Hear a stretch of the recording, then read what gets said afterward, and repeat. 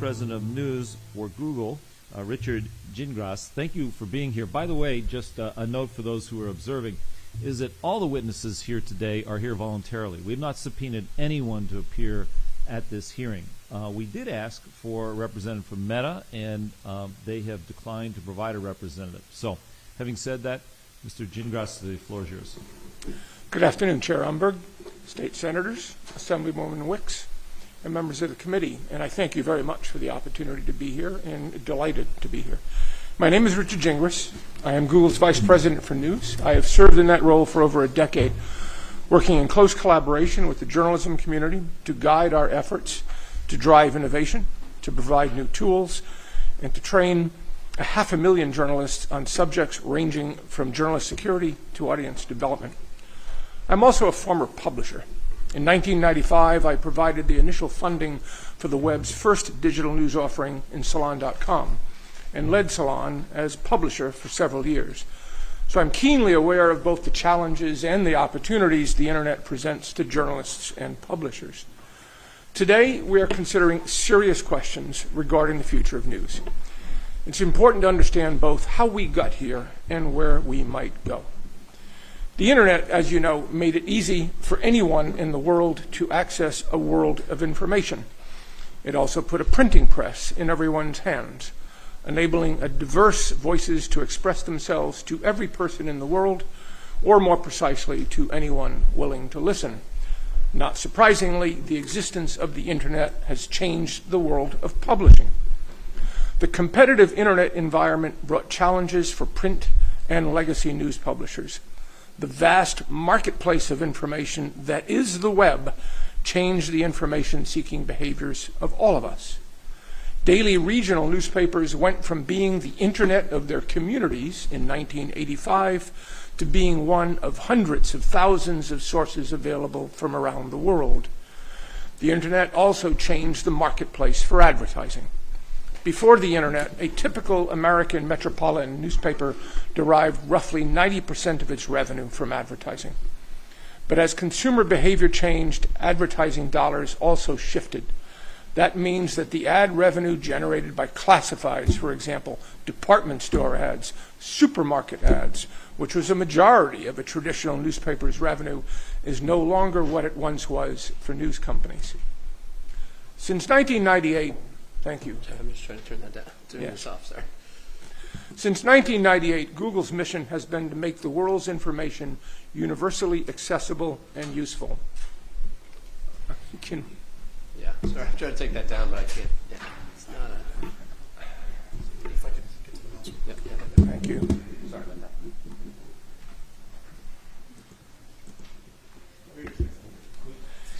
I don't know if this is folks' trepidation that we're responsible for legislating things related to the internet and technology, and we kind of take this down. I don't know if that causes trepidation.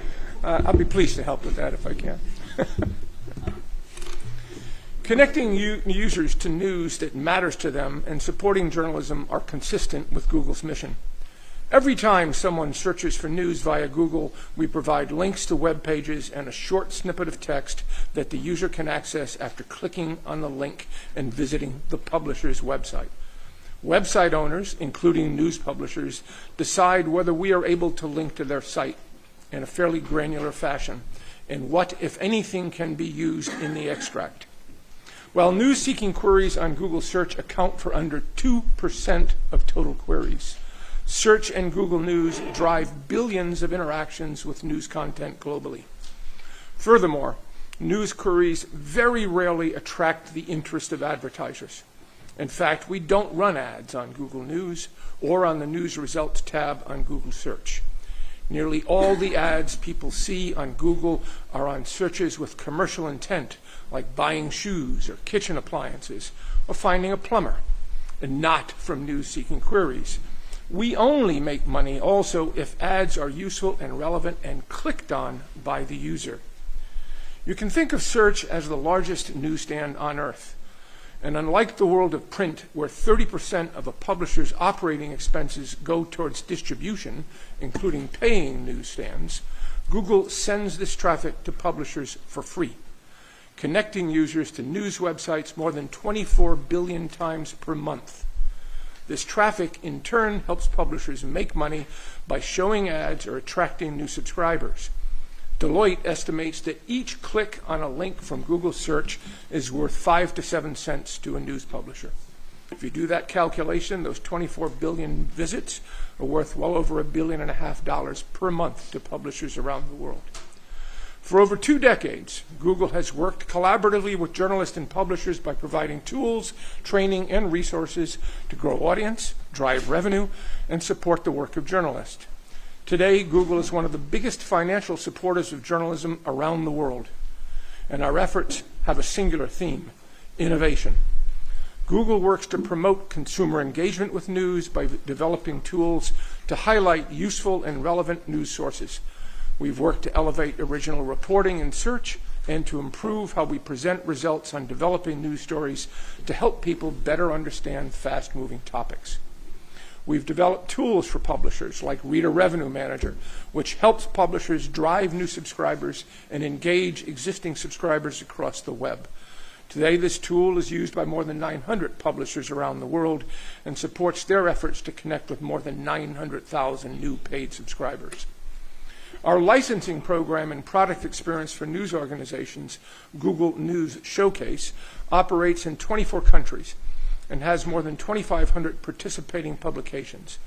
In the United States, we've signed a significant number of publications across 42 states, over 95% of which are local publishers. We also offer tools and services to help news publishers generate income from their content. Publishers can opt to use Google's advertising technology, as well as the technology of others, to sell ads on their websites and apps to advertisers. Under these agreements, publishers retain the vast majority of the digital advertising revenue, up to 95% for the largest publishers. We continue to collaborate with the news industry to help tackle new opportunities posed by the ever-changing digital environment. Through the Google News Initiative, we've partnered with more than 7,000 news publishers around the world, including 200 news organizations and 6,000 journalists in California alone. The GNI provides training, tools, and funding to journalists and newsrooms to help strengthen their work in our digital age. This year, the Google News Initiative launched partnerships with 5 local news associations in the United States, providing financial grants and training to nearly 1,000 local publications. This funding helped local publishers overcome tech challenges and create strategies for growing audiences and driving revenue. Just last week, the GNI funded KQED's pilot tool to help local publishers across California grow audiences and revenue opportunities. As part of the GNI, we also created the Local News Experiments Project, which aims to create sustainable, all-digital news organizations in communities currently underserved by local news. Recently, the GNI provided funding to 2 local nonprofit news outlets, the Oakland Side and Richmond Side, both part of Cityside, whose mission is to produce trusted and independent local journalism. Despite this, we often hear that our perspective on regulatory efforts to promote the publishing industry reflect a general opposition to regulation of any kind. This is not true. We share the goal of strengthening the news ecosystem in California. However, proposals that institute a link tax, like we've seen in other jurisdictions, will not achieve this goal. Instead, they would disincentivize platforms from sending traffic to news publishers and make it harder for us to direct users to helpful content and to combat misinformation. We believe collaborative approaches like Google News Showcase not only build trust between tech companies and news publishers, but respect the basic link framework of the open internet and the tremendous societal benefits it has enabled. Further, these approaches support the digital transformation and long-term commercial sustainability of local news. Allow me to summarize the key points. Google drives a massive amount of valuable traffic to publishers at no cost, which they use to grow their businesses. The disruption of the newspaper business model was the result of the competitive dynamic of the internet, with its vast array of content sources and new opportunities for advertisers. A link tax, as proven elsewhere, would be counterproductive making it more difficult for users to find diverse sources of news, reducing the opportunity for news publishers to build new audiences, and making it harder for Google to direct users to helpful content. Google is already providing tremendous value to news publishers and has rolled out programs in the United States like Google News Showcase, which is the same program that underpins our commercial agreements with publishers in other countries, including Australia. Google is committed to enabling a sustainable future for news in California and across the country. As both a former publisher and a proud Californian, I am committed to a sustainable future for news in California and across the country. I appreciate Assemblymember Wicks and Chair Umberg's efforts to work and listen to stakeholders. We want to work together to find a path forward that supports California news publishers, especially local publishers providing local coverage to their communities, and helps connect Californians with the information they need to understand the world around them. I thank you. Thank you, Mr. Gingras.